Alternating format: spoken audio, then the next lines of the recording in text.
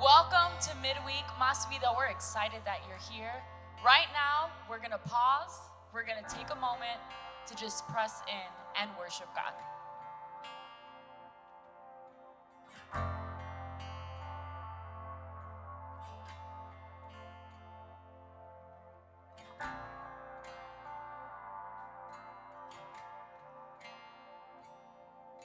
You call me to ascend the glorious hill. Lord, without relent, I will draw near to come closer, closer in your presence to dwell.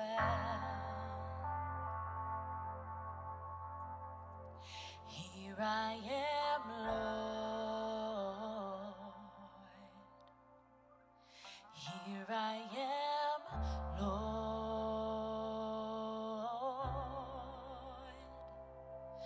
One moment in your presence changes everything.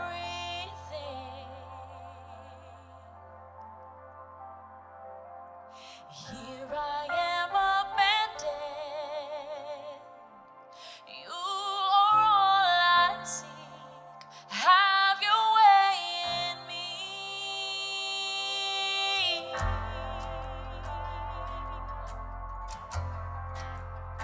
Come and have your way.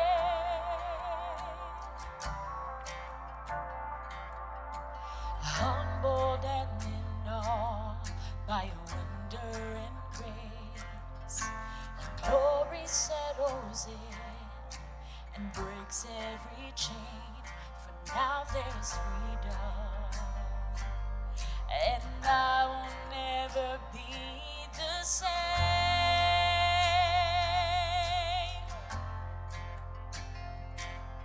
One moment in your presence changes everything.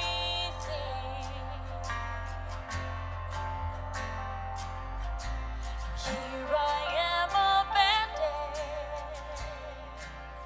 You are all I see. Have your way in me. One moment in your presence changes everything.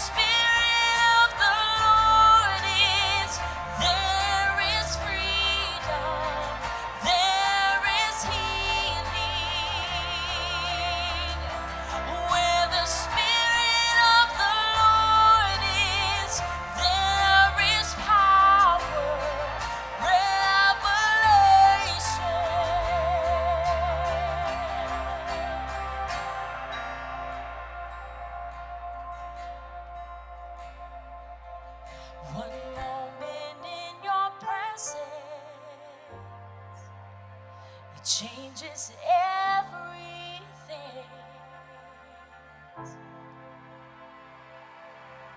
And here I am abandoned. You are all I seek. Have your way in me. One moment in your presence, it changes everything.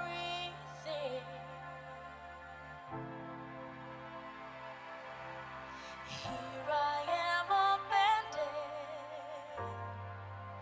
You are all I seek.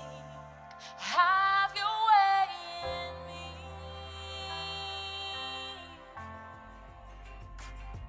Hello, my name is Vida and I'm a team member here at Vida Orlando. If this is your first time with us, we are so happy to see you here. In the description, there's a link for the first time guests. We would love to connect with you. A great message is coming up, so stay tuned and I'll see you after the message. Vida Church, hope you're having a great week. Welcome to Midweek. I know that it's a lot that goes on in your family. Your kids are trying to do homework. You're trying to help them with their homework and you're not really that smart, but you want to pretend that you're smart, so you just use Google really quick or Siri to help with their homework. I know that you're trying to figure out lunches and there's so much hustle and bustle of everything going on. But I love that we get together in the middle of the week to put God first. To come together to lean into what He would speak to all of us, and I'm so glad that we get to do that together. This week we start a new series called Open Hands. And we're so, to me, it's going to be a breath of fresh air for all of us on how we can live life, especially in the middle of a busy season and a busy week. Kids going back to school, everything in work kind of going up more and more and more. Your work trying to figure out, do you go there? Are you still working from home? But there's so much change that's happening. There's some things that just never change. And that's where Open Hands comes in. Today's message is entitled, The Best Way to Live. The best way to live. Psalms chapter 2, verses 1 through 9, it puts it this way. Why the big noise, nations? Why the mean plots, people? Earth leaders push for position. Demagogues and delegates meet for summit talks. The God deniers, the Messiah defiers. They say, let's get free of God. Let's cast loose from the Messiah, which is Jesus. Heaven-throned God breaks out laughing. At first, he's amused at their presumption. Then he gets good and angry. Furiously, he shuts them up and he says, don't you know there's a king in Zion? A coronation banquet is spread for him on the holy summit. But last three verses. Let me tell you what God said next. He said, you're my son and today's your birthday. What do you want? Name it. Nations as a present? Continents as a prize? You can command them all to dance for you or throw them out with tomorrow's trash. It's a set of scriptures that is putting everything into position of, hey, I have everything under control. I hear what you're saying. I see what's going on. I'm putting a stop to it, and I'm letting you know, if you are with me and we're in this together, I have all control. I have the last say-so. I get to decide how it comes out. I get to decide what chapter comes next in the story. I know how it all ends. That's why Scripture says that He's the Alpha and Omega, the beginning and the end. And if He's the author and the finisher of our faith, how much more is it guaranteed that He's in the middle of what we are going through, what we are facing right here and right now? God has it under control. Today we're talking about open hands and the best way to live. And there's a couple of descriptors that we're going to talk about today. We're going to go through a handful of them. There's a way to live your life with closed hands, and there's a way to live life with open hands. Before we get into this, there's something easy to understand. You need to understand how to both operate with your hands open and with your hands closed. If I hold onto a baseball, I actually need to close my hands to be able to get a grip. But at the right moment in time, I need to be able to let go, to open my hands, to be able to aim and to be able to get the ball to where it needs to go to. It's in the same thing in our relationship with God. It's in the same thing with our walk and with our spouse, with our family, with our extended family, in a relationship with our mom and our dad, in the relationships we have with our boss, with our kids. There's this give and take. There's this open and close. And there's this symbiotic relationship that's necessary for things to be able to move, for things to be able to evolve. That's not what we're going to talk about today. That's a natural part of life, and we get it. You've got to be able to close your hands. You've got to be able to open your hands. A farmer needs to be able to open his hand to get seed, close his hand to go back into the ground, open his hand, and drop it into the ground. We understand there's this relationship, there's this dance that's being played constantly, and we want you to think about that as you hear this message. So as we go through a couple of descriptors, it's important for you to understand when we say close your hand, it's also indicative of closing your heart. And when we say open your hand, it's indicative of opening up your heart to what God would have for you. So let's walk through some of these. Closed hands usually means anger. Closed hands, it describes a type of anger. Remember the beginning of Psalms chapter 2, verse 1. Why the big noise, nations? Why the mean plots, people? Why the conniving? Why the scheming? Why the trying to get above another? You know that Arthur meme where his fist is just closed? It's like the most famous like photo in the world for like closed fist, because that's what happens when you get angry. There's this closing of the fist. Stephen that tells a story in Acts of Stephen telling the truth about the people that are listening, and they can't take it anymore. So scripture says that they rush him and they cover their ears. It's a type of closing of the hand that I can't take it anymore. Being married and we're going through all these problems, I don't know if this is worth it. There's this closing of the hand that anger really rises up to the top. You ever notice when you're going to get in a fight, what's one of the first things you do? You start clenching your fist. There's a reason why that dumb Arthur meme is so popular, because it's so real. It's relatable. And that's what happens when anger comes in. When anger comes in, we're quick to close our hands. But the flip side of that is contentment allows our hands to open. Anger wants to close our fist. It wants to close our hand. But contentment tends to try to open it. And this is what I love about this verse with Psalm chapter 2, verses 1 through 9, is God is saying, don't you know I'm in control? Don't you know I can't make all the nations do this dance for you? Don't you know that I can make every single thing happen? That just a little mustard seed of faith, and you can tell this mountain to move, and it'll be uprooted, and it will move and cast itself into the sea. Don't you know the power that I have? What God is saying isn't, hey, just command everybody around. Just demand everybody. And it's a big authority game. That's not what he's saying. What he's saying is when you are content in me, the things that try to close your hands, I will use that same circumstance to teach you a lesson to open your hands.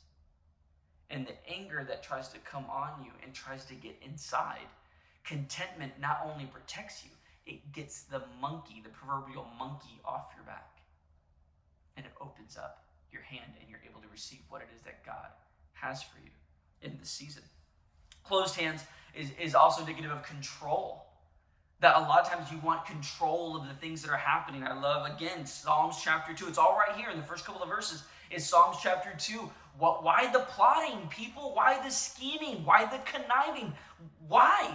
Why the closing of your hands for you to want to control? If you just understood that if you open your hands in obedience to just follow me, you'll relinquish control. But more control will happen in your life more than ever before, because I'm invited to the circumstance. I'm invited to the marriage. I'm invited to the table where life is happening. And when I get involved, I get control. But I only get control when I'm invited. So either you can have the control and you can do it on your own, or you can invite me to the situation and through obedience, and I will control every single aspect of what is happening. This year, I feel like my wife and I, not COVID-19 necessarily, but it was even before that, I feel like we've had the most honest conversations we've ever had in our marriage. We're in year 12, and I feel like we've had the most honest conversations we've ever had. And sometimes it's tough, and sometimes it's been difficult, but I love the result of that type of conversation. We'll both have a tone that is a little lifted up, but it's not because we're angry. It's because we know that we both want to get to the bottom of it and we want to work it out. Control isn't going to help our marriage, but obedience to God will. Control will help us get our opinions out there, but obedience to God will help us to accept what the other person's going through. So if you want a life a marriage, the relationships in your life to continue to evolve, to be the fullness of the potential of what God created them to be. It's not going to be through your control. It's going to be through His, and His control comes through our obedience. The last way of closed hands, it's found in Matthew 7. It's striking a bargain. We try to strike a bargain. Matthew chapter 7 is very clear that there are people that will face God one day, and they're going to say, hey, you got to let me in. I got to be let into heaven. I did all these things for you. I did this. I did that. And there's this laundry list of things of this. I did these things. And the very next statement that God makes is, I know you did those things, but you didn't do it for me. You did it for you. You didn't do it to know me. You did it just to be known yourself by others. And what's very important about this is God is saying, listen, here we are talking about eternity, and you're trying to strike a bargain with me. Here at the last conversation we're ever going to have, you're trying to strike a bargain with me. And because you lived your life with a closed hand, you end up with no choice but to try to strike a bargain. But if you would have opened your hand, you could have understood. If you would have gotten to know me, the problem that God had with people like that try to strike a bargain is that they're not trying to get to know God for getting to know Him's sake, which means that they're living their life with their hands closed. But God is saying, if you lived with your hands open and you got to know me, you would have understood that if you would have just helped people for help's sake, you would have had to do less and you would have been more. Open hands allow you to be more by doing less. Closed hands demand that you do everything and you still get nothing in the end. So with closed hands, to recap, is you have anger, you have control, and you have the ability to try to strike a bargain. But with open hands, you have contentment, you have obedience to God, and you have help for help's sake. Living Jesus' way requires open hands. Jesus is the quintessential example of what it is to live life when your hands are completely opened. But to live your own way requires that you live life with closed hands. Living Jesus' way requires open hands. Living your own way, living our own way, requires that we live a life of hands that are closed.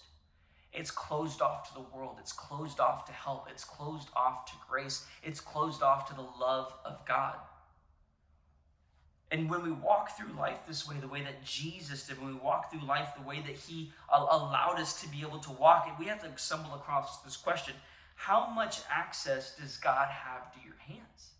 How much access to God does God have to your situation and circumstance?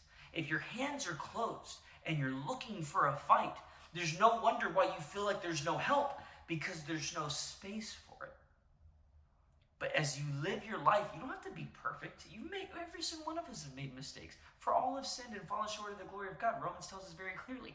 We've all made mistakes. But if we begin to be open with one another, if we begin to be open with the community of faith that we're in, if we're open to our relationship with God, and if you're watching this and you don't have one, we're going to give you an opportunity here in a moment to be able to start with that relationship with God. But the more you open your hands, the more the open invitation for God to come and to get involved. He wants to be involved in every aspect of our lives. Open hands are the best way to live, because that's how Jesus lived. Proverbs 11 and verse 24 says, there is one who scatters, yet increases more.